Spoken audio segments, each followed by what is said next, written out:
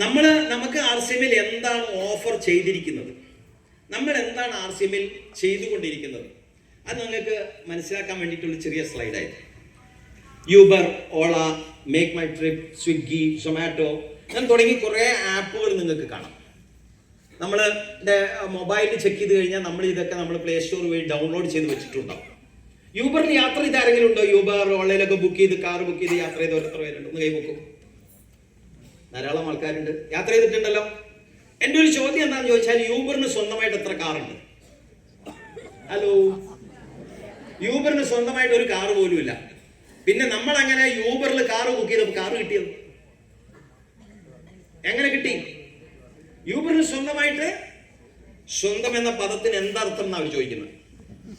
അവർക്ക് സ്വന്തമായിട്ട് ഒരു കാർ പോലും ഇല്ല, പിന്നെ യൂബർ ബുക്ക് ചെയ്തപ്പോൾ നിങ്ങൾക്ക് എങ്ങനെ കാർ കിട്ടി? ഇതാണ് ബുദ്ധി എന്ന് പറയുന്നത്, ഇതാണ് ടെക്നോളജി എന്ന് പറയുന്നത്.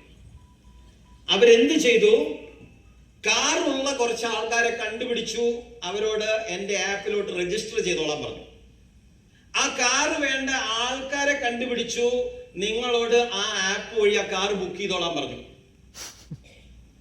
ആവശ്യക്കാര് കാറുള്ളവരുടെ കാർ ബുക്ക് ചെയ്തു, അവർ യാത്ര ചെയ്യുന്നു. യൂബറുകാരൻ അതിന്റെ ഇടയിലോട്ട് കയറി നിന്ന് കമ്മീഷൻ വാങ്ങി.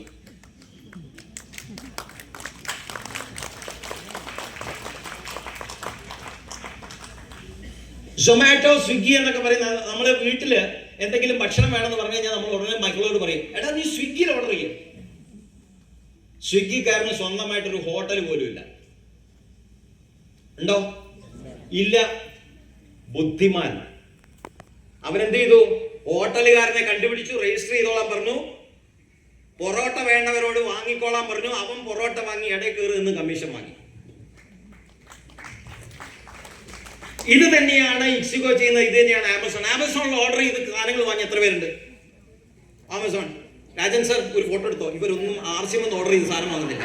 ഒരു ഫോട്ടോ എടുത്തോ, എന്നാ കൈവക്കിക്കേ. ആമസോണിൽ സാധനങ്ങൾ വാങ്ങുന്നവർ കൈവക്കി, അവൻ ഫോട്ടോ എടുത്തോ. എങ്ങനെ? RCMൽ വരുന്നതിന് മുമ്പായിരുന്നു. ഓക്കെ, ശരി. RCMൽ വന്നതിന് ശേഷമാണെങ്കിൽ എല്ലാത്തിനും ഫോട്ടോ എടുത്ത്. രാജൻ സാർ എവിടെ ഇരിക്കുന്നത്?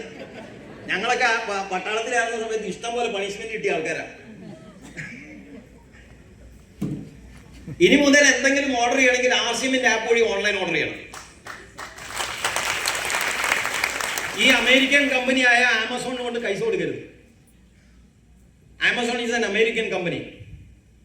RCM ഈസ് ആൻ, കേട്ടില്ല, ഇന്ത്യൻ കമ്പനി. നമ്മുടെ നാടിലെ കമ്പനിയാണ്, അവിടെ വേണം ഓർഡർ ചെയ്യാൻ.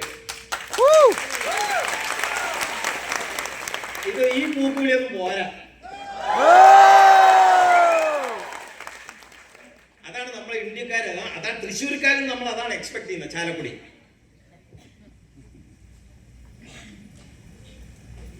6 മാസം കഴിഞ്ഞാൽ നമുക്ക് റെഗുലർ ആയിട്ട് കൺസിസ്റ്റൻസി പർച്ചേസ് ചെയ്താൽ നമുക്ക് എന്ത് കിട്ടും? ഫ്രീ പ്രോഡക്റ്റ് കിട്ടും. നിങ്ങൾ ഓൺലൈനിൽ ടെക്സ്റ്റൈൽസ് ഓർഡർ ചെയ്യുക, ഫ്രീ പ്രോഡക്റ്റ്. ഒരിക്കലും പോയിട്ട് ഉപ്പും മുളകും വാങ്ങരുത്. ഹലോ, ഓൺലൈനിൽ ഓർഡർ ചെയ്യുക. ഓൺലൈനിൽ 5000 PV ചെയ്താൽ 5000 രൂപയുടെ സാധനം ഫ്രീ ഉണ്ട്. അത് ഓൺലൈൻ ഓർഡർ ചെയ്ത് ഫ്രീ ആയിട്ട് വരുത്തുക. ചുരിദാർ, സാരി, പിന്നെന്താ ഷർട്ട്, പാൻ്റ് ഒക്കെ ഓൺലൈനിൽ ഓർഡർ ചെയ്ത് വരുത്തുക. ഇഷ്ടം പോലെ വെറൈറ്റീസ് ഓഫ് ടെക്സ്റ്റൈൽസ് ഓൺലൈനിലുണ്ട്. ആമസോൺകാരൻ എന്താ ചെയ്യുന്നത്? എത്ര സ്റ്റോർ അവർ സ്വന്തമായിട്ട് വെച്ചിട്ടുണ്ട്? ഒരൊറ്റ സ്റ്റോർ സ്വന്തമായിട്ടില്ല. ലോകമെമ്പാടും ബില്യൺസ് ഓഫ് ഡോളേഴ്സിന്റെ ടേൺ ഓവർ അവർ ചെയ്യുന്നത്, കോടികളുടെ ടേൺ ഓവർ. ഒരൊറ്റ കട സ്വന്തമായിട്ടില്ല. കടയുള്ള ആളുകളെ കണ്ടുപിടിച്ചു, ആവശ്യക്കാരോട് വാങ്ങിക്കോളാൻ പറഞ്ഞു.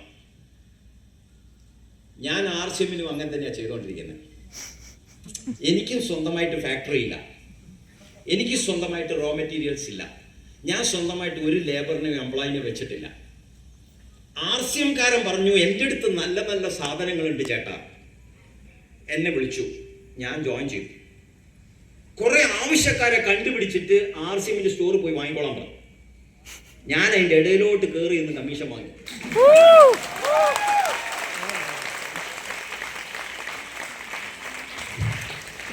ഇതുപോലും മനസ്സിലാക്കാൻ പറ്റില്ല, പിന്നെ എന്തിനാ ചോറ് തിന്നുന്നത്?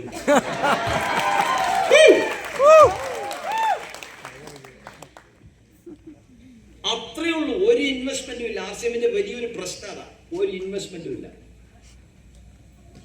3 പ്രധാനപ്പെട്ട പ്രശ്നങ്ങളാണ് ആർസിഎമ്മിലുള്ളത്. ഒന്ന്, ഇൻവെസ്റ്റ്മെന്റ് ഇല്ല എന്നുള്ളത്. പല ട്രഡീഷണൽ മൈൻഡഡ് ആയിട്ടുള്ള ആളുകളും ചിന്തിക്കുന്നത് വലിയ ഇൻവെസ്റ്റ്മെന്റ്, വലിയ വരുമാനം. ബാങ്കിൽ കൊണ്ടുപോയി ലക്ഷങ്ങൾ ഇട്ടാൽ ഇഷ്ടം പോലെ കാശ്, കോടികൾ ഇട്ടാൽ അതിലും വലിയ കാശ്. ചെറിയ കട നടത്തിയാൽ ചെറിയ വരുമാനം, വലിയ കട നടത്തിയാൽ വലിയ വരുമാനം. This is traditional mind. കിട്ടുന്ന കാശെല്ലാം കൊണ്ട് ബാങ്കിൽ ഫിക്സ്ഡ് ഡെപ്പോസിറ്റ് ഇടുക, പോസ്റ്റൽ സേവിങ്സ് കൊണ്ടിടുക. നല്ല ട്രഡീഷണൽ മൈൻഡാണ്. ഇന്ന് കാശ് ഇടാതെ വരുമാനം വാങ്ങുന്ന ടെക്നോളജികളുടെ സമയമാണിത്.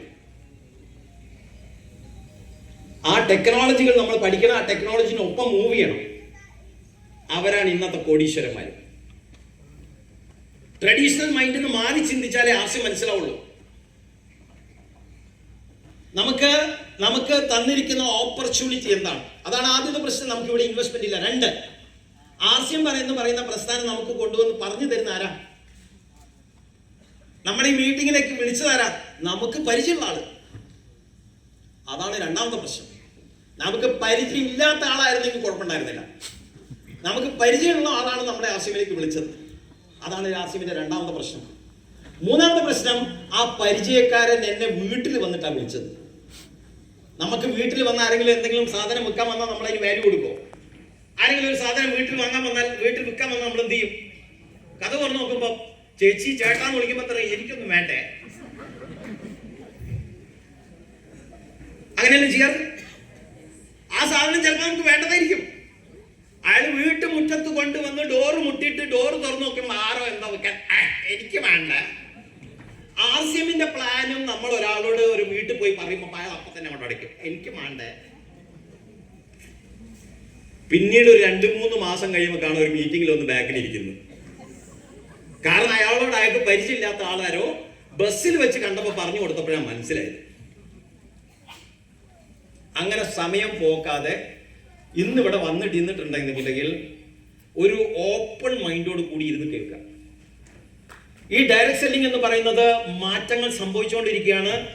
ഇതിനെപ്പറ്റി പഠിച്ച് വലിയ വലിയ ആളുകൾ ഇത് പഠിച്ച് ഇതിനെ ഇംപ്ലിമെന്റ് ചെയ്തു. വലിയ ഓഫീസേഴ്സ് ഒക്കെ ഇതിനു വേണ്ടി അപ്പോയിന്റഡ് ആയി.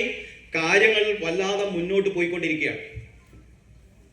നമുക്ക് കാശുണ്ടാക്കാൻ വേണ്ടിയിട്ട് പലതരത്തിലുള്ള ഓപ്പർച്യൂണിറ്റീസ് ഉണ്ട്. ജോലിക്ക് പോകാം, സെൽഫ് എംപ്ലോയിഡ് ആവാം, പ്രൊഫഷൻസ് ഏതെങ്കിലും ഡോക്ടറോ എഞ്ചിനീയറോ ഒക്കെ ആവാം, ബ്രോക്കിംഗ് ചെയ്യാം, ഇൻവെസ്റ്റ്മെന്റ് ചെയ്യാം, റെന്റൽ ചെയ്യാം, ട്രേഡിംഗ്, പല ഓപ്പർച്യൂണിറ്റീസ് ഉണ്ട്. അതിൻ്റെ ഇടയിലാണ് നമുക്ക് ആർസിഎം എന്ന് പറയുന്ന ഒരു ഓപ്പർച്യൂണിറ്റി നമ്മുടെ മുന്നിൽ വരുന്നത്. ഏതൊരു ഓപ്പർച്യൂണിറ്റിയിലും നമ്മൾ ചെന്നാൽ നമുക്ക് സാധാരണഗതിയിൽ ഒരു ടൈപ്പ് ഓഫ് ഇൻകമേ ഉണ്ടാവാറുള്ളൂ. കട നടത്തിയാൽ ഒരു പ്രോഫിറ്റ് വാങ്ങാം, റീറ്റെയിൽ പ്രോഫിറ്റ് വാങ്ങാം, ജോലിക്ക് പോയാൽ ശമ്പളം കിട്ടും.